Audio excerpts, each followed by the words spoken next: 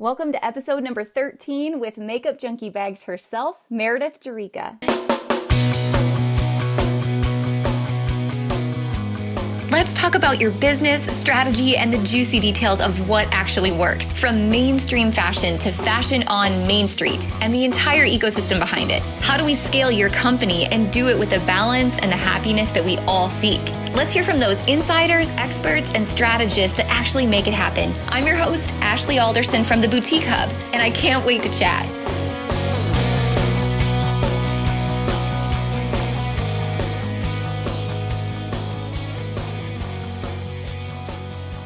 Do you love stories with happy endings? Just over a year ago, a fresh face joined our community at the Boutique Hub. A bright, fun woman from Texas who was hand-making makeup bags at our kitchen table along with her husband. Each week, she was having a live sale on Facebook together with her husband that I'm telling you was like watching prime TV entertainment. And then her bags would immediately sell out. She was brand new to the business, but her personality resonated with everyone watching. A few months in, we announced our very first boutique summit after she joined, and she was quickly going to sign up to come to Dallas. Once Meredith reached out and signed up as a sponsor of the summit, it was a total gamble for her. She'd never done something like this, but she'd quickly decided that she was going all out, not only attending, but sponsoring and coming to set up a booth. And not only that, as most sponsors of events do, they maybe throw in a logo chapstick or a pen or a product, but she was going to include a full-size bag in each and every swag bag for attendees, more than 300 guests attending. Now, to be honest, that's more than a $10,000 investment of product. When the week of the summit arrived, I'll never forget the first morning of the event when I was thanking sponsors in the room. Our community was all bright-eyed and bushy-tailed, ready to learn. And as I went through each of the sponsors and heard cheers of thank yous for each of the sponsors, when Makeup Junkie Bags was announced, there was an extra pep in the step in the room. They loved the sample bags that they'd received. And then on day 2 of the event, when our sponsors set up booths before the dinner, it looked like a tornado had gone through the Makeup Junkie booth. Because you know what happened? She had sold out of every single bag, every single one, and more than $50,000 in wholesale orders after everyone had gone through and experienced what she had to offer. To say that I'm proud of Meredith and the business that she's created is a complete understatement, not just because of its success, but because of the woman that's running the business. She's a giver, she's kind, she's supportive, and she's there for every other woman in the Boutique Hub community. If you're coming back to the Boutique Summit in 2018, we're so thrilled to see this business come full circle as Meredith's coming back as one of our keynote speakers to tell us all about how her business has exploded and how you can do the same thing. And today, you guys are in for such a treat on the podcast. You get to hear firsthand about how this whole story has evolved. So without further ado, let's kick off this week's show with Meredith Jurica, the founder of Makeup Junkie Bags.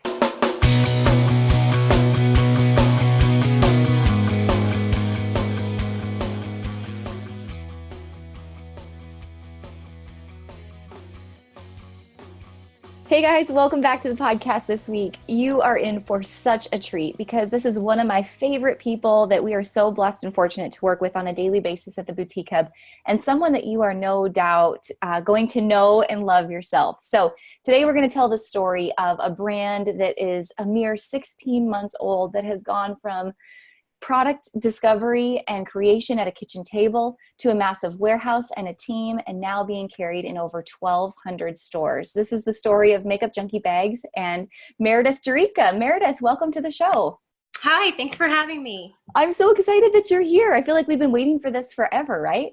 Yes, I know. I was just thinking about it the other day, how quickly it was coming up and looking forward to it. And here we are. Yes. And the bonus to this is we're going to have the podcast, but the big news is everyone's going to get to meet you and hear you speak at the summit too, right? Yes, absolutely. I'm very much looking forward to that. I've made so many friends in the industry that are going to be there, and I can't wait to actually see everybody in person. Right? You know, we were chatting before we got started recording the podcast, and I was just saying, I cannot believe what has happened to your company in 2 years' time. It's just so unbelievable to watch it all grow and unfold. Do you feel like you have to pinch yourself sometimes? Like, how did this happen so quickly? And oh my goodness, look at what I created.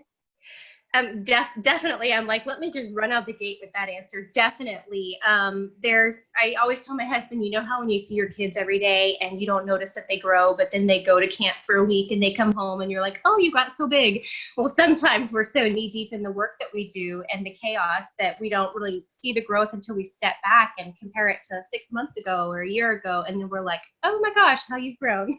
Yes. So it happens so fast, and it's kind of a fairy tale to this day, and sometimes we don't even believe it ourselves. So true. Well, I can't wait for you to tell this story today because I want to have everyone hear and understand how this whole progression took place. So take us back to the beginning. How did you get started making these bags in the first place, and what were you doing as a career while that was happening? Okay, well, for the last 10 years or so, my background, I'm a speech pathologist. I have a bachelor's and master's degree in speech pathology. I've worked in the medical field and in the local school districts. With that, I've been married for 10 years and I have 2 little girls. So when I had my youngest, I decided I wanted to stay home with my kids just because they were sick all the time. It'd be easier, and then go back to work in another year or two. Well, about 5 months into my stay-at-home mom gig, this the bag thing, as I like to call it, the bag thing happened. So I am a self-professed makeup junkie. The lashes, the hair, the contour kits, everything. I'm all about it and always have been. I'm that girl who posted lipstick tutorials on her Facebook page, for the last several years, So I wanted a makeup bag that would hold all my palettes, all my brushes, and have a wipeable interior. So I just literally went to the local craft store and made these for myself, kind of fashioned after an old school pencil pouch with a zipper down the middle, everything. And, they were very functional, very cute. I had friends asking where I got it. I told them I made it. And of course I got, no, you didn't. And so I had to, I had to defend myself. But, so a lot of people requested them. Hey, it's my mom's birthday. Can you make one of those little bags you make? If we had an event coming up for someone, I would make one for them. And they just became kind of popular amongst my friends group and things like that.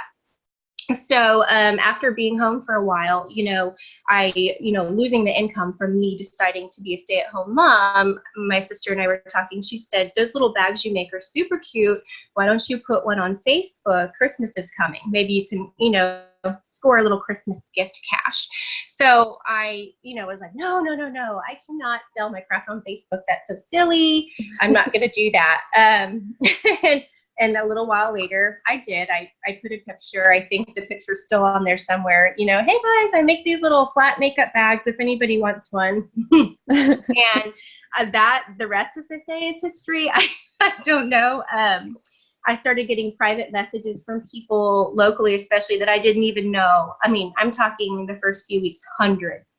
Hey, are you the girl that makes those little flat makeup bags? Can I get some for my granddaughters? Can I get some for this person, So I made, like a makeup junkie at yahoo.com email, and I decided to make a business Facebook page. I had 100 followers. So, and then the what I was going to call them, well, I love makeup, and my nickname is MJ, and that, could also be for makeup junkie. So that's where my branding kind of came from. It was very personal. So that's kind of how it took off. And then, there was a point where I was just making them, here in my house for everyone, and it got a little overwhelming. I remember the videos that you used to do at that time of you and your husband sitting at your kitchen table making and packing the bags. Yes, it was a family operation. And my husband's mother is the one who taught me how to sew. I sew on an old Elna machine she gave me. It's solid as a rock, though. And so she actually, when the orders became overwhelming, she came to help me start making orders. And my husband would, repair, pull out seams that we messed up and help pack and tassel and stuff like that. So it was kind of a family operation. Well, then we kind of realized this could really be something. Holy moly, look at the list of people that want them. So a series of people led me to the decision to make it a business. my financial person who we do life retirement through led me to an accountant who's still my accountant. She's very sweet. She encouraged me to look at, maybe protecting the product since there wasn't anything really like it on the market. So she led me to my patent and trademark lawyer, who also led me to my graphic design guy who did my website. So Awesome. all these people came wrapped up in a red bow, and they all helped me to make a website, to do trademark, copyright, just all of those business type things. So at what point when you were in the middle of that, because I'm sure it was so overwhelming, the orders that were coming in and you trying to sleep at night wondering how you're going to fulfill those orders, how did you make the decision to begin hiring additional seamstresses and the investment to pay for that, and then to even move on, to more of your manufacturing operation? Okay, well, my husband always jokes she doesn't like to watch grass grow. I am a creature of productivity and progress. If something's going to happen, I like to help it along a little bit. So I definitely knew I needed help sewing. I am a self-proclaimed Google-taught business owner. I mean, the first time someone said, "Do you wholesale?" I was like, Google, wholesale for dummies, trying to figure all of this out. So I Googled seamstresses in Montgomery County, which is the county I live in, and it led me to people who worked at sewing shops. It led me to alterations places and tailors where they had people who did like clothing alterations. And I went door to door with my bag and said, "Would you like to help me? I will pay you per bag. Would you like to help me? I will pay you per bag." And progressively, I had one person help, and then I had another person help, and then there was a handful of us in my home. I could not take a paycheck. I had to dump every dime of profit from what we were selling into paying for help, purchasing supplies, things like that. So with very little cash to start up with. Yeah. So it was a very organic, cash-based business with no profit in the beginning because I had to use it to grow. Absolutely. So when did you, what was the time frame that happened? And then when did you move into the location you're in now? Let's see. That was, I want to say that was about 3 to 4 months in that it all happened very quickly because basically you just get someone, you teach them how to make the bag. I learned later that they have to sign a paper called a non-disclosure that they won't copy now that we have all the legal framework in place, against stuff like that. So I guess about not even 4 months in or so, I have a friend who's a realtor, and I said, "Oh my gosh, my house, you cannot even walk in any of the rooms. It's horrid, And so can you find me a little space?" And so she found a beautiful office space where we ended up subletting, one room and then another room and then another room and the warehouse. And next thing you know, we have a full-blown operation, and we had one employee, and then we had another one, and we were growing so fast, astronomically. The store applications that we would get, 5 a week, then we started getting 25 a week. And so it seemed like every time I hired another office person or another seamstress, by the time they became proficient, it was time to hire another one because we still couldn't keep up. And that's how this snowball has been since day one. It has not stopped rolling, and it has collected and collected more as it's gone on. That is so amazing. As you go along, I find just in talking to a number of different business owners, there's times throughout your business when you're growing at a rapid rate like that sometimes it'll scare people. Like you grow so fast, it'll scare you. Were there ever times along the way that you were like, "Oh my gosh," and you almost checked yourself because of that fear? Or were you able to push through that and go, "Nope, I see the vision. I'm just going to keep going. Fear doesn't serve me. I'm not slowing down"? The fear was definitely there. There were a handful of times where we had possible what I would call mega orders in front of us that could have been executed with large, entities. And most of those did not work out just because of different, whether it's the pay schedule or the order size or stuff like that.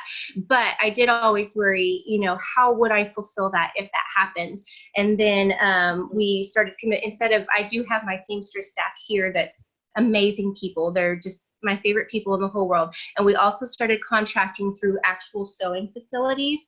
Like we have facilities all over Texas that do large batch production. So like we have our Dallas one that does thousands of pieces for us.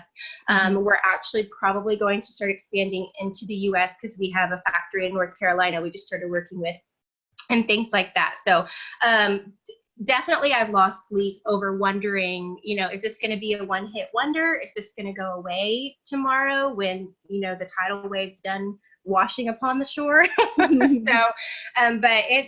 it's just kept going. It seems like every time I tell my girls, I say, whenever the dust settles and we get a minute to breathe, we're going to work on this new project or this new project. Well, it's so dusty. It never settles. So we're just hanging on tight, working hard every day, trying to meet the needs, 360 degrees of the business. And that's all we can do.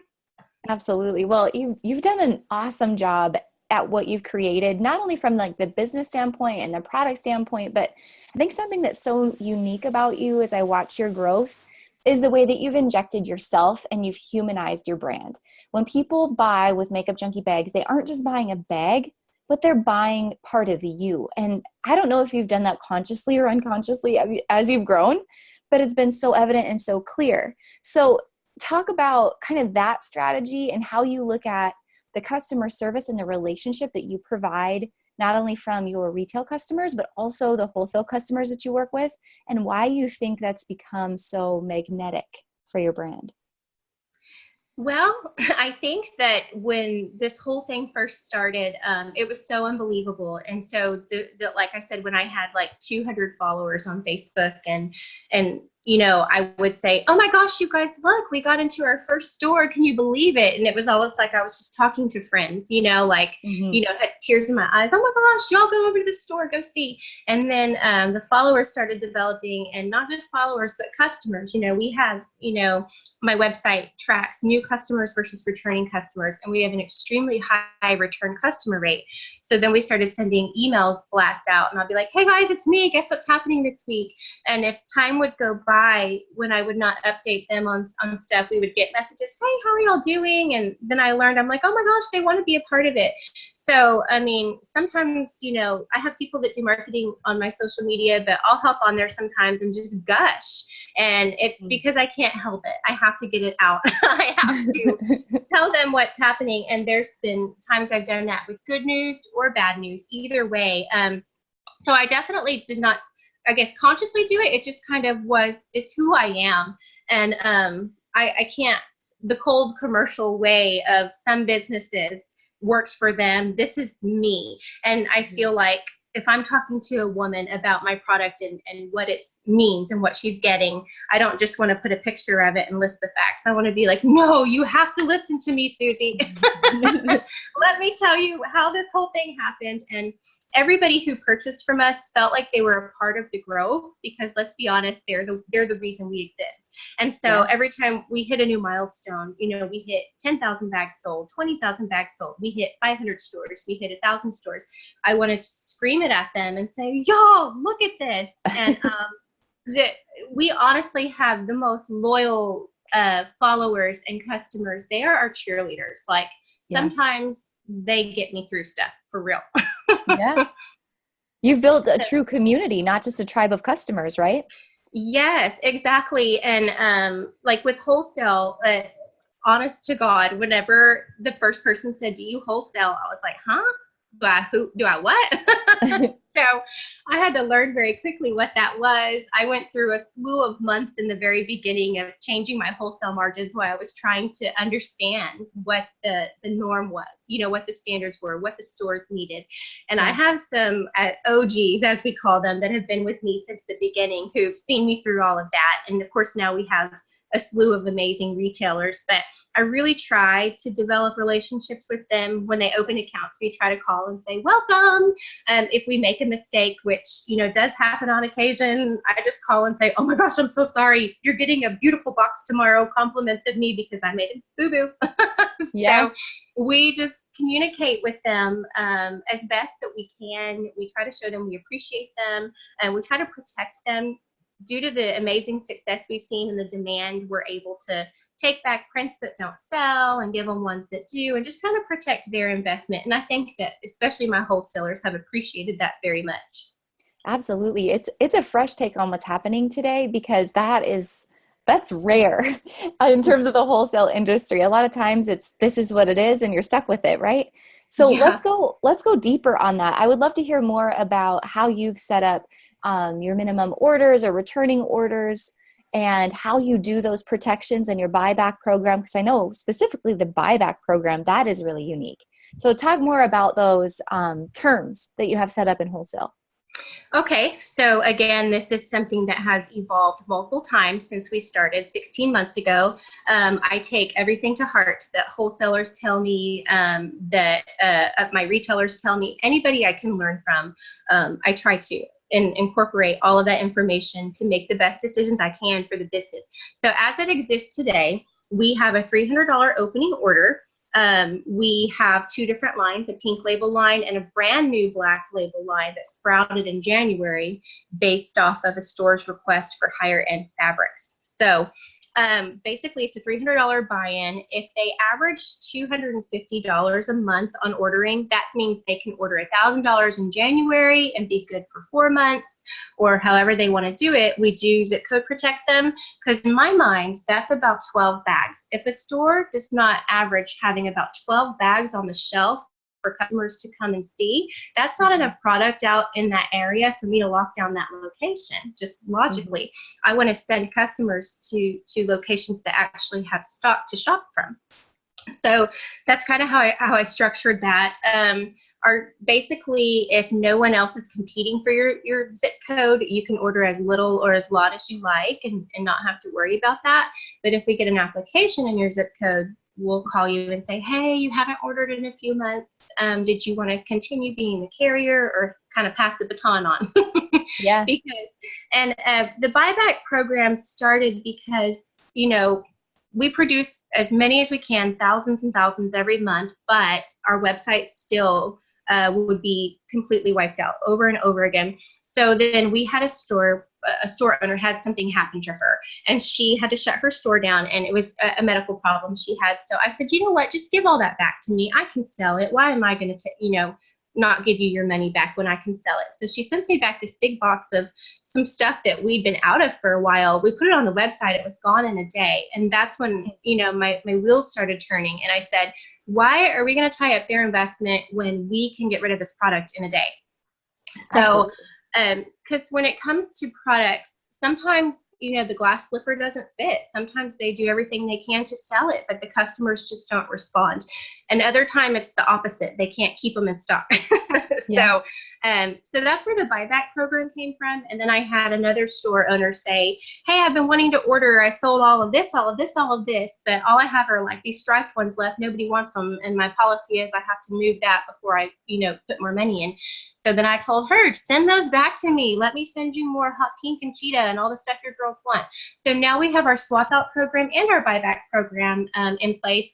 And if it ever turns into something where I'm getting, 50 requests a month for buybacks and swap outs, obviously we'll have to change with the times and change our policies. But for right now, it doesn't happen very often. And we are so proud to offer that to our retailers. And I think that's one of the biggest reasons we got so many accounts at market as well, because the low risk investment is, popular. Absolutely. So talk about selling, because you just went and set up at your first market. Otherwise, traditionally, because they move so fast, you've been selling online to all of these retailers. What does that look like today as you've grown from 0 to 1,200 stores? How'd that progression happen? Well, locally, there were some local stores that I kind of went in there with my, like I joke, with my little briefcase, door to door, and said, hey, I have this. Would you like it? I'll consign. Just thought it'd be cool to just be on a shelf somewhere, Mm-hmm. And then actually the hub is a big part of how we grew so quickly. I had a friend of mine add me to the group. I didn't know what it was. I was still just making them, here in my house. And, I started posting pictures, and then I noticed people would comment, and I thought, well, that was nice. She wants information. And then the next time, because my quality, my symmetry, everything about my product has improved over time. So every month or so, I would just post in the hub, and I got actually several hundred hub accounts. So we have a marked pink on our master spreadsheet, and I said, oh, I love all the pink. So the hub really opened the door for that. And I think true in boutique trend fashion, other boutiques follow other boutiques. So even stores that are not on the hub maybe saw them posting about this new product they had. So like I said earlier, we went from getting 5 apps a week to getting 25 apps a week. And now we just we have a person dedicated to applications because we get that many a week. I think we have about 75 on our wait list right now because there's zip codes are locked down with active stores who carry active product. So we never had to go to market, and then we decided to try it just to see. I'm an out of the box marketing person. I try to think of something, different. So I went on Facebook on my business page and said, Makeup Junkies, tag your favorite stores, tell them to come see me at market. And wow, we got I boosted that. I sponsored that post, and we got a huge response. We opened over 100 new stores at Dallas Apparel Market in January. Wow. We had a line to get into our booth. We had, like they said, we were the beehive, the bees were buzzing around, and it made us so proud. We hit our sales goal in the first day that we had planned for the entire market. Oh my goodness. So that was cool. Does it remind you, I'm thinking about the boutique summit last year and the booth that you had set up the night before our banquet. Same thing. You had your bag set up, you had your booth set up, and then boom, like your booth was empty within like 4 hours. It was just unbelievable. Yes. You know how there's people in the world who will tell you they'll RSVP to parties, and there's people who don't. I feel like, last year we posted that we were coming and we were bringing bags, and I said, oh, there's some people that are excited to see us. Yay, we can meet them. I don't think I really knew it. I mean, I think you remembered, Jen, my director, and I were both kind of crying because we didn't even have time to go change for the dinner, for the gala dinner, because our booth was so swamped. We took over 600 bags, and by the time dinner was over, our booth was just ransacked and empty. It looked like a bomb went off. And my husband, I told my husband that I wanted to get 10 stores and sell like 100 bags. We sold over 600, and I think we got over 50 store accounts that day. Yeah. So he's like, did you get your 10 stores? And I was just crying. I was like, yes, we did. So one of my favorite memories, probably, because when you make something that you made yourself, right? Mm-hmm. And it's not just your friend using it because she's your friend and she's supposed to, but other people are using it and they're saying, this is great, I love this. It does something to you. It's like being proud of your child who made straight A's. Oh man. So yeah, it's a part of you that they're buying. It's just so cool to watch it happen. Yeah, I would say it's pretty cool. Let's talk about another thing unique that I see in your company, and I think is a good talking point in the industry today, is the fact that you are selling both retail and wholesale. And you and I have had this conversation a number of times because I know there's differing opinions out there, right? About should wholesale brands be selling retail? And the argument I always make in terms of your brand is, wow, look at, because she sells retail, and because her brand has exploded in the way that it has, it makes those boutiques that carry her wholesale even stronger. It creates more demand because there's so much buzz around this product. Did you know when you set those policies up that way, kind of that path, the direction that you were headed down, or has it just kind of flowed that way for you? It definitely kind of flowed. As I was learning about the industry with wholesale and margins and all that kind of stuff, I started out fully retail, selling them for direct to the consumer first via a Facebook page, then on my website that I had made before I had any store accounts. So I had like this little nest of loyal followers on the retail end, and it grew over time. And then slowly, as stores started adding, my retail side grew as well. I didn't want to give that up. These are the people that my company exists because of them, And so, there's different ways to look at it. I know some stores feel like if you're a wholesaler, you should only wholesale, but there have been many times that we will do things do an event in an area and maybe sell, a certain number of bags. Well, then we leave, the event goes away and people are hungry for more. Where can I get these? Oh my gosh, who sells them locally? And I think a good evidence of that is my office is here in Conroe, Texas. There's a boutique here called Hello Beautiful Boutique. I love those ladies. That's where I get all my Kendra Scott, all my good stuff. But even with my office being where people can buy stuff, being 5 minutes from their location, in December alone, they sold 900 Makeup Junkie bags. Wow. So 900 for Christmas. I told my husband, I'm the only woman in Montgomery County not getting one of these bags for Christmas. So that just goes to show I do full retail on my website and in person, and they're killing it because they have their own customer base. Their customers love them. Their customers trust them. And I think that if I continue selling retail on my site, it will push people towards the stores because, first of all, my stock is always low. My seamstress time is tied heavily up with filling store orders that come in on order forms and what we call an MTO, a made to order. So whatever's left, we throw it on the website. So that leaves them hungry for more, and they go after the stores trying to get what they want. So, and I think many of my stores can vouch for the fact that they get customers from all over contacting them. Do you have this bag? Do you have that bag? So we did consider going only wholesale, but the need is there. There are some customers out there that don't shop at boutiques or don't have a boutique home that they shop at, and we want to cater to everybody. Absolutely. Let's talk about in terms of wholesale, retail, just product development today. The need of having your work protected. You talked about having your patent and trademark attorney. As you are speaking to others who are listening to this, who are designers or they have products, what would your advice be to them just about entering the wholesale market with a product and making sure that your work and your intellectual property is protected? Well, I think that this topic of discussion in our industry, it's definitely a hot topic, kind of like politics. Sometimes I feel like I should go Dolly Parton and say, no comment. but definitely, I feel that if you're going to be a wholesaler, you're either going to be a wholesaler or a designer and a wholesaler. If you're a designer, you need to come up with products that are original, products that are not mass produced in the market yet, that are original. Otherwise, if you are just going to copy a product and sell it, you're just a wholesaler. So I think that you have to differentiate yourself, right?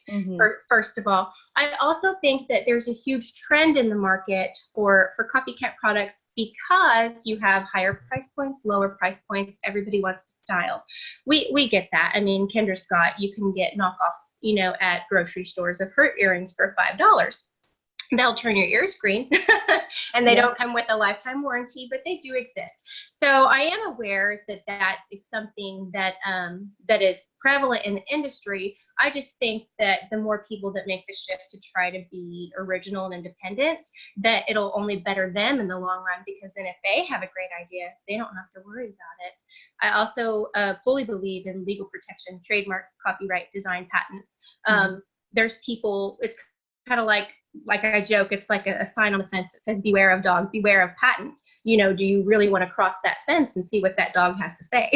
So it's a matter of how bold is the person copycatting, and how far will they go to get to ride the coattails of your product, Yeah, absolutely. So true. So true.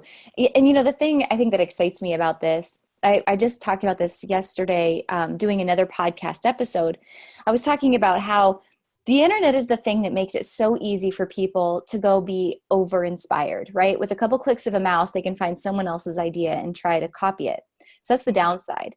But the upside is, because of the internet, we also can build community of like-minded people, like what we do at the Hub. And within that community, you can bring people together who believe in original design and who believe in that protection and who believe in supporting each other. And so within another couple clicks of a mouse, you can rally a movement of people around you to help support you and stand up for you when those occurrences happen. Wouldn't you say? I could not agree with this more. And part of that community feel, that protection you're talking about, for me, has come from the Hub. We've definitely had a handful of people, making my product and, not on a large scale, but going in the back room and making some up and put them in the store. And we've, served paperwork, but the biggest army that we have is my hub accounts and my friends in the community, going on there and saying, you guys may want to contact Makeup Junkie, this looks very similar. And we kind of have 100% success rate with having their copycat products removed from social media, things like that on the smaller scale. So I do agree that, gosh, it takes a village, and I am thankful I am part of a good village. Absolutely. I think kind of on that note too, just in terms of collaboration, I know you work with a lot of other wholesalers and creatives to collaborate, as well as influencers and endorsees, that sort of thing. And I always tell people in terms of marketing, collaboration is the future of what we're doing here, right? It's not about what you know, but it's about who you know and how you can work with them. So how have you used that in your business to kind of continue to spread the knowledge of your company?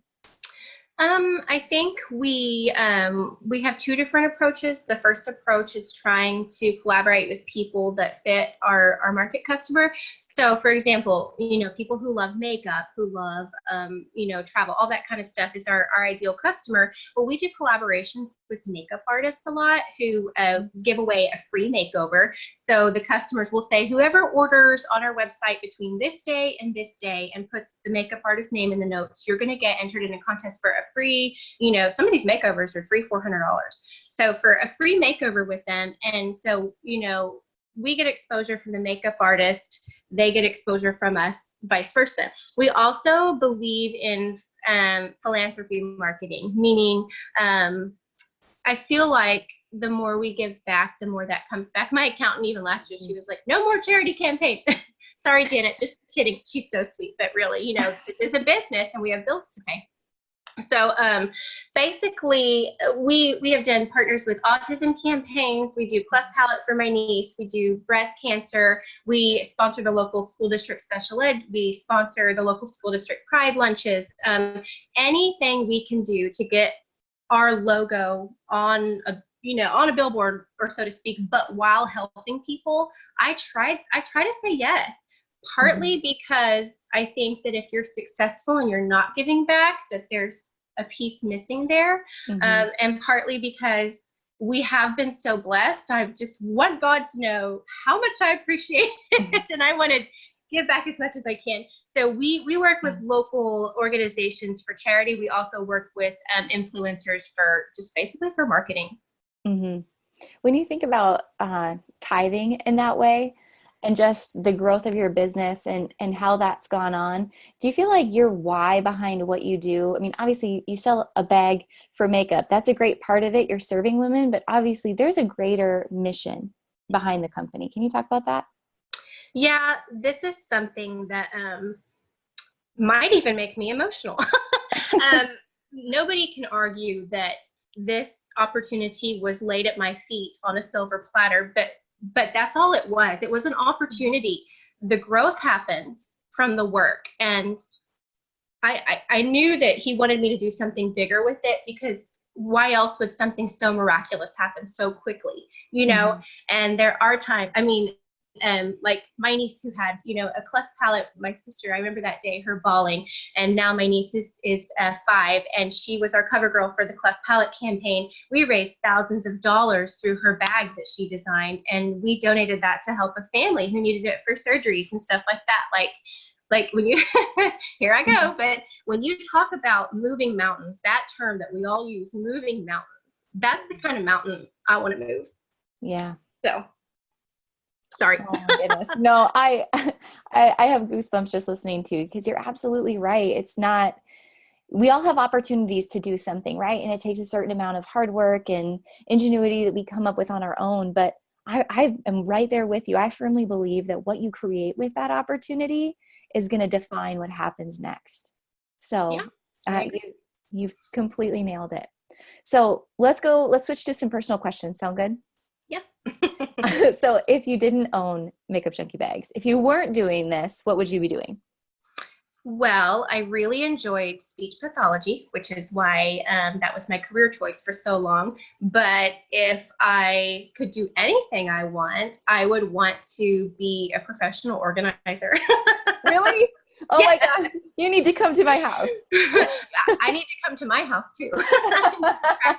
practice what I preach, but I find so much peace in organization and decluttering. It's like literally, like I feel like it's cleaning my soul out when I throw things away. So, Oh, that's awesome. if I could pick anything, that's what I would do. I'm impressed by that. I think there's some people listening that are raising their hand right now, like, amen, clone yourself. How about your favorite book? Okay, so asking me to pick my favorite book is torture because I am a bookworm. I like fiction. I think to me it feels like watching a movie. You escape for a minute, and I go through like a book a week on my Kindle. So I can't, Wow. I cannot really give you a title. I follow Reese Witherspoon's book club religiously though, and I've read everything on her list. So if you're looking for a place to start, there you go. How do you find time to do that? I'm impressed. I don't know. It's become a therapeutic way to fall asleep. At this point, I can't fall asleep easily unless I've read at least a few pages. It's how I shut my brain off. If I try to lay down at night without, taking my mind somewhere else, I will think about work. I will pull my phone out and go, well, let me just see if that person emailed. Well, let me just check on that one store. So I think it kind of became a way for me to shut my brain off, but I enjoy it. So it's like my daily ritual now when I go to sleep. There you go. I like it. How about where do you go to learn? Is there a favorite YouTube channel, podcast, mentor, that sort of thing? Honestly, anything goes. Everything I read, I try to evaluate the source and see where it's coming from. I read anything from, Wall Street stuff. It's like legitimate fact-based stuff to, business for dummies on Google. If I want to know something, I Google. I don't just sit there and go, well, darn it, I wish I knew that. You can find anything you need on the internet. You truly, truly can. Now, if there's a concept or something that I can find online that I don't really understand, sometimes I'll reach out to people, hey, help me wrap my brain around this. But I teach myself every day. I literally, I Google every day, something about business, something about marketing, something about staffing, something about reducing overhead, no matter where in the scope of business it is, I teach myself something on the internet every day. Yes, amen. And if you're not learning, you're not growing. Right. As you've scaled, this kind of brings me back just to the thought of how fast you've had to scale. Do you think the biggest challenge or the thing you've had to learn the most about along the way is hiring and staffing just to keep up with that? Absolutely, because it doesn't matter how, I think we have a very fun work environment. I mean, we cut up a lot. We work hard. We cut up a lot. We, we'll get a giant roll of bubble wrap and, run and belly bump each other. I don't know, just weird things happen at the makeup junkie warehouse. But, so also finding people in general who have the same passion as you, finding people who are going to pick up the phone to a potential customer, hey, thank you for calling Makeup Junkie, and try to execute it the way you would. There's a lot of good people out there, but are they good for you and good for your business? And, I've been lucky thus far. My girls are amazing. My wholesale accounts compliment them constantly. I get emails, oh my gosh, so-and-so, I talked to Jen, I talked to Dawn, I talked to Heather, wow, they're amazing, stuff like that, which makes me proud. But when we get into a bind where we can't do all the work ourselves because there's not enough manpower, I call my husband, I call my family, they help out, because sometimes you can't hire good people overnight. It takes time, and that's hard, trying to figure out, salaries and hours. And one week we may have boxes stacked to the ceiling, and then the next week I'm like, is there a recession that I'm not aware of? Because there's like 10 boxes in the hallway. So trying to gauge, having the manpower when you need it, but not wasting the overhead when you don't need it. You have to find that balance. Absolutely. So what scares you the most? Snakes, payroll, taxes, or internet trolls? Taxes.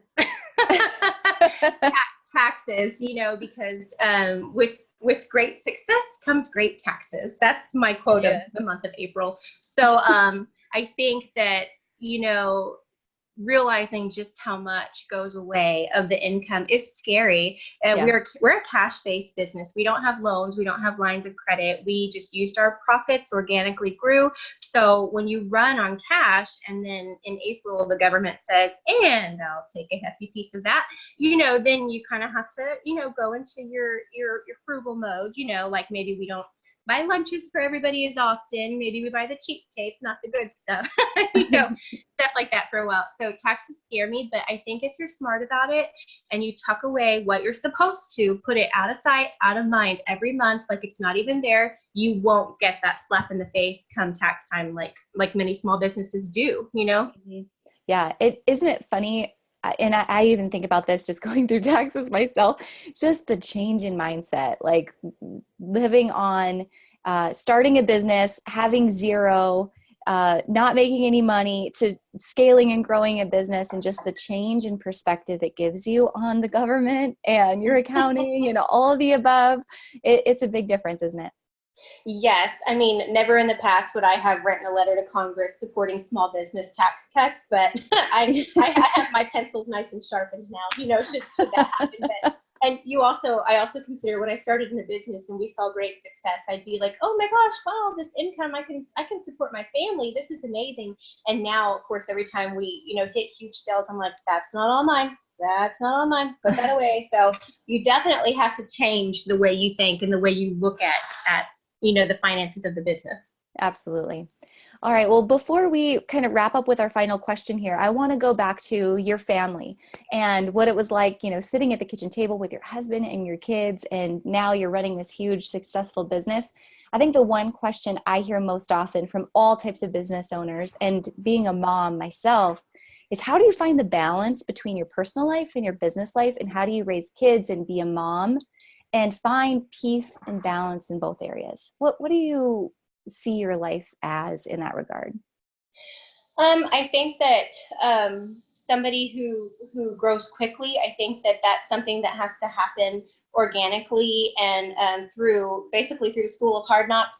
I'm not gonna, say it was roses from the beginning. My house was a wreck. We were exhausted. My husband was working full time, and we were up till 2:00 in the morning shipping orders. The girls always knew, mommy's at the table sewing. Mommy, do you have to sew tonight?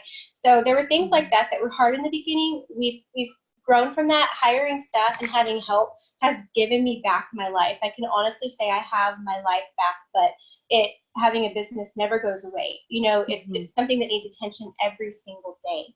And so you just have to figure out which part of the day will least distract from your family time, whether it be 5 to 6 a.m. with a cup of coffee while everyone's sleeping, so you don't pull from the precious time you get with them. And Absolutely. I think that also having them be a part of it, like my girls and my husband are up at the office helping me all the time. So doing things together definitely helps with that. So I remember when we first started and we didn't have much money, obviously, and I knew people were wanting the bags. My husband had an old truck, and he had saved up just a couple $1,000s to buy himself a new truck. And I remember we were sitting on our bed, and I said, I just don't know how I'm going to, buy all this fabric and do all this stuff, because I can't charge people till I make it. And he's like, do you really think you can sell these? And I said, yes. And he gave me that down payment for his truck. And I believe in everything comes full circle. And not even a few months later did he get a new job, and they gave him the company vehicle. So he didn't even need the money for the truck. Wow. And there's things like that happen. And a series of very grand coincidences is what I would call the last 16 months of my life. Pretty amazing. So as you think about the future and where the business is going, let's just fast forward all the way past that, right? Let's say that the business is now sold. You had a grand exit and you're retired and your kiddos are grown and you now have grandkids, and you're sitting there on the porch one day with your grandkids on your lap, and they're asking you about makeup junkie bags and what that time period in your life was like. But more importantly, what do you want them to remember about this period of your life, and what do you want that legacy that you leave to be for those who come behind you as they reflect on what you've created? That's a tough question. Well, I definitely, I would definitely want people I love who are who are young and growing to understand, how we always tell our kids and grandparents tell their grandkids, you can do anything you want to do. And it's become an American catchphrase that we're supposed to tell little ones that we love. That I want to tell people, you can. You can absolutely do anything you want to do. Opportunity is just a thing sitting there. You have to go pick it up and you have to make it grow. And in life, anything that you put effort into, it's going to grow, whether it's business, whether it's your health, no matter what. And I can't say that wholeheartedly enough. I also want, my hope for my brand, if it outlives, decades, is that the quality and the customer service will always still be there, no matter who's running the show. I mean, have you ever heard of Chick-fil-A? All the moms are like, oh, I live at Chick-fil-A. The reason that people go there is because their customer service. I mean, the lines are quick. They'll save tables for you. They give, free food to cops and teachers and everything. They're known more so for their customer service than for their food. And I really hope that integrity stays with the brand, and that I can tell my grandkids, well, look what grandma did. Let me help you. You can do what you want to do. You just have to do it. Absolutely. It's the true American dream, isn't it? It really is. And I know that sounds, very cheesy and very corny, but there's no other way to describe it, Ashley. There's not.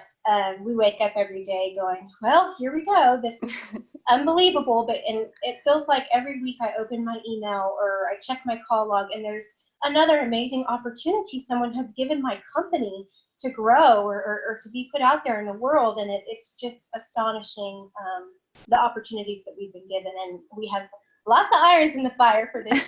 So stay tuned. I know you've got some big announcements you're excited to make. So we're crossing our fingers we get to make them at the Boutique Summit, right? Yes, we are. Awesome. Well, last bit, I just am dying to know which Makeup Junkie bag you currently have sitting on your bathroom counter. Okay, that would be the Cabernet bag. It is a wine-colored bag. It's very dimensional, not like our Merlot bag that's just like a solid matte color. It's a very dimensional, like purpley kind of wine color. It was, there's this luxury discontinued warehouse where I can get like super expensive fabrics for super cheap because they're discontinued. And I got it from there. I think I only made like 60 in existence. And I hope there's women out there who have one cheering right now that they have one. But so that is sitting on my counter right now. It's my absolute favorite. It's just beautiful and timeless. Perfect. Well, Meredith, thank you so much for coming on the show today. It's just such a pleasure to get to chat with you and to get to share your story. You are such a light for all kinds of women in all walks of life, in business or not. Thank you for who you are and just for being a light for what you believe in. It's so appreciated. Well, thank you guys for having me on here. I look forward to meeting everyone and speaking at the summit. And I'm proud to be a member of the Hub. It's just done nothing but propel my business, and I hope I can get back one day.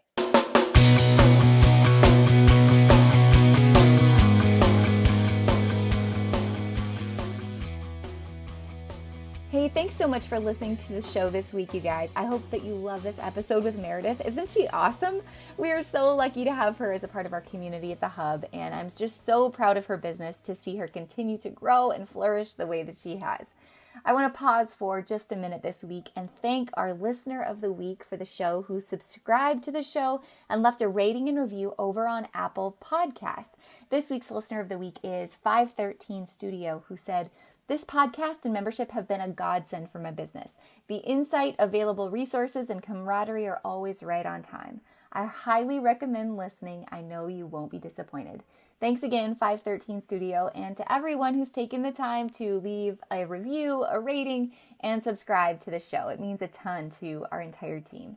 This week, our team at the Boutique Hub headquarters are a hustling and a bustling as we get ready for the 2018 Boutique Summit, which makes me nauseous, is right around the corner. We have so much to do. If you enjoyed this interview with Meredith, buckle up because you already know that she's going to be joining us again as a keynote speaker this year at the event, and Makeup Junkie is back again as a sponsor. So you better be prepared for some pretty awesome swag bags. Now, if you weren't lucky enough to snag a live ticket for this year's Boutique Summit, no worries.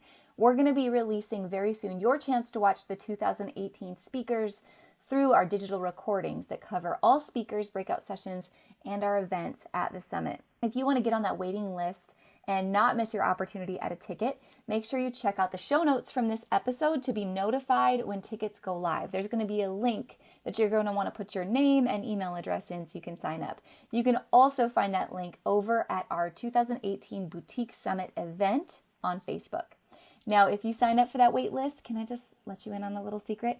You're also going to have an exclusive opportunity to hear from all of the 2017 speakers from the summit as well. That's right, a little blast from the past that I know you guys are going to appreciate.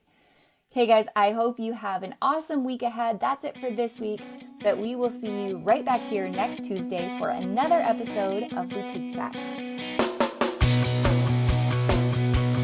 Hey guys, thank you so much for listening to this episode. We hope that you loved it. Don't forget to hit subscribe and leave a rating and review down below for a chance to be one of our featured listeners each and every week. For more information on our spirit of community over competition and how to access complete show notes and bonus downloads from our guests, head on over to theboutiquehub.com and join the community. We'll see you next week.